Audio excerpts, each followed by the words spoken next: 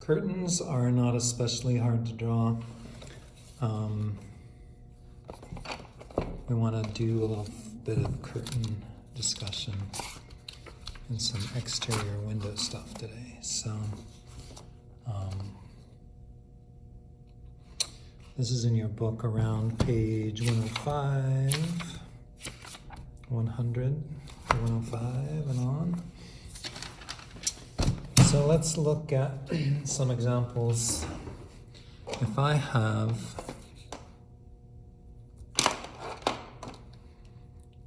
a window drawn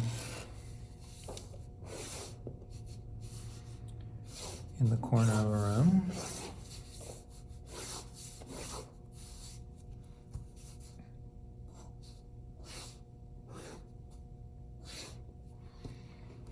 right? The curtains, what you should know about fabric is that fabric hangs straight from a point. So what happens a lot of time when amateurs draw curtains is they'll draw the tops and the bottoms like this, and then they'll draw up and down the curtains like this, which makes it look like you've got like really, really wrinkly curtains. Fabric hangs pretty much straight down. So what you want to do is figure out you're going to put a rod. Let's put the rod just above the window today. We're going to put a finial here and here. Notice that I've made this finial just a little bit smaller than that one. So my curtains are going to hang on this. At this end of the loop, I'm going to make rings. So I'm just going to do some circles like that. At this end of the loop, I'm going to do grommets. So I'm going to draw this kind of shape, like a wave shape up at the top. I'm following my line towards my vanishing point. Then I'm going to do a quick stroke down and a quick stroke down. Now I may triangulate that and let it be a little wider at the bottom. Then down here below the window, I'm going to do some S-curves like that. This one too, I'm going to do S-curves up here, stroke down to the bottom. Let these S-curves sort of align themselves towards vanishing point left, right? Everything on this wall goes vertically or vanishing point left, including the curtains. Now, where I have these S shapes, I'm going to do some lines that come up and down just a little bit, like so.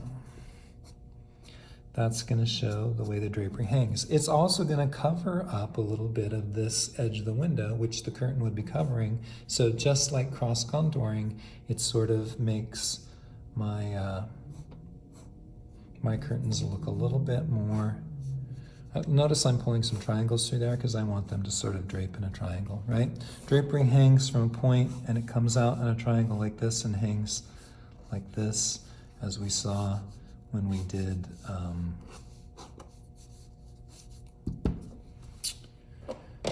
stools and tablecloths. All right, I'm gonna make these curtains yellow. So I'm gonna start with the bright yellow, something very light. I'm going to fill the whole curtain in with that tone. I'm going to make the opposite curtains purple. I'm going to go with a very light purple, my lightest purple. Of course, I wouldn't do this if I was designing, unless I was working for Nickelodeon, but yeah, there's a good start.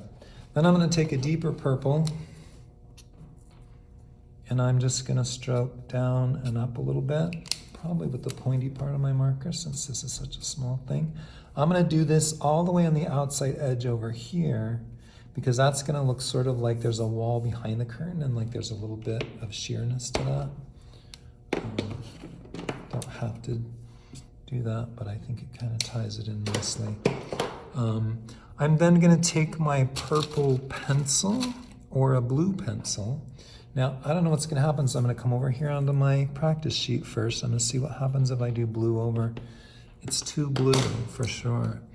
This purple is about the same. I can put some of that in there. I'm just going to stroke a little bit up and down. It doesn't take much, all right? That's going to be enough. That's just fine for that curtain.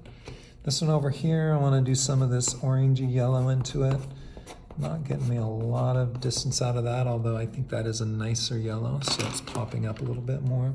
This yellow here is going to be like a brown yellow, so it's going to kind of gray it out, create a zone there. I think I'd rather do a marker. Oh yeah. Just stroke up and down and get some folds so that it looks like you kind of got some folds going on there. Now, if you want to do some shading in there, you also could take your grays. I'm going to use my warm grays because I'm using warm colors today. So if I wanted to gray out a yellow, then I would use the warm gray. Yellow or orange, I definitely want to use warm grays into.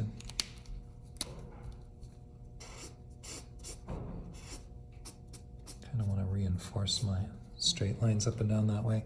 You can gray against the wall if you want to put a little shadow there or put a little shadow underneath your curtains. You can do something like that. May depend on if your wall's a tone or not, but that kind of gives the impression that light's coming through there. This is a window, right? So we put a little glass mark on it, but you may want to actually draw some foliage outside the window. Usually I start that with a very light blue. So I'm now going to go to my cool markers and find something that's not even showing up. So I'm going to take this blue. That's the greenish blue, which, you know, you might say glass puts a greenish tint to it, but I like this one better, so big fan of a clear blue day. Now I can go blue all the way through the window, even though I know I'm going to put plants in here. And the reason for that is because green is blue plus yellow, right? So I'm moving this so I can chip away from that curtain because I notice I'm smudging it up there and I don't like that. This is the end I want to look better, actually. Each mark I make is headed towards my vanishing point. Thank you very much. You could also do this straight up and down. I think the next thing I'm going to use is a pencil. I'm going to take some greens. I'm going to actually just scribble some foliage, like tree kind of things in here. Trees also have brown in them.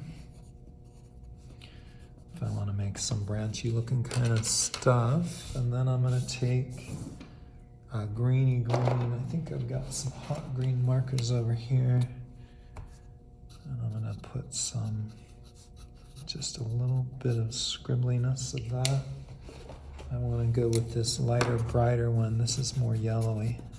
So it's going to be more subtle. I'm not trying to have this get a lot of attention in here. Usually I have to come in here and sort of make a bit of a shrubbery line or something that kind of fills in, you know, certain areas. Dotting, dabbing, smudging, smearing. Again, it's nature, so I'm not trying to do anything too precise or too perfect. It's also outside the window and it's not meant to be my main character. You know, if everybody's like, oh, look at your wonderful foliage and you can't draw a sofa, then you need to keep working, right? All right, that's good enough for who it's for. Maybe I want to put some little fluffy clouds outside. I'm going to take my white and I'm going to just even change that blue a little bit. Or I could take this blue and I could actually create some other kind of textures and some nuances in there. I'm not coloring from edge to edge. I'm sort of doing something here and there. If you don't like these scribble lines that you're seeing in there, then once again, you can take your blender. Looks like mine's got some pink in it still. I didn't clean it after I used it last time. Shame on me. So I'm rubbing that out. I'm going back into this blue. Probably going to let that dry and see if that pink is a problem. I can also go in and I can give this all a tint of pink. Sometimes the only way out is through, right? You know, I'm starting to get a little sunsetty in there. I don't know, am I? Probably wouldn't do this without testing it on a thing nearby. All right. It's not amazing. It's not terrible. But I want you to practice a few of those kind of things so that you can get some different kinds of window treatments and some different ideas going. This one's quite small, but I kind of like the way the shears worked down behind that. Sometimes it's better than others. This one shows it pretty good. This is a nice mixture of blue and purple into that, but that gets you started on curtains. This foliage outside, I don't really love that. I could go one step further. I could probably take a little bit of pen into that and make that look a little bit more tree-like, where I could take some brown into it maybe and give it a little more structure if I wanted to. If I go too far, then I'm going to take this, I'm going to soften it up. I usually need to keep softening it because what's outside of a window is not my focal point, right? Clean this guy up. Oh yeah, that's really bad. This will also dry your marker out if you keep using it to smudge your pencils. It gets wax inside of it, but honestly, I don't have any other use for this blender. It's not really good for blending marker. It's only good, as far as I'm concerned, to blend the pencil. All right, so there's some ideas and some examples for window treatments.